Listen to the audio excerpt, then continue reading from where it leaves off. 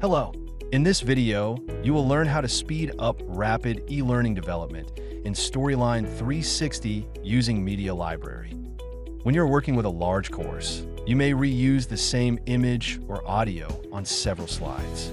Updating them can be time-consuming and prone to errors. So here's what you can do. First, go to the View tab and open the Media Library.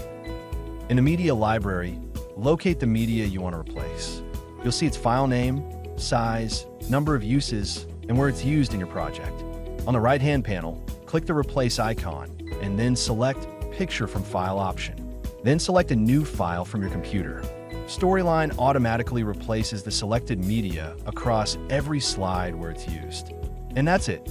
You've now successfully replaced media across multiple slides using the Media Library.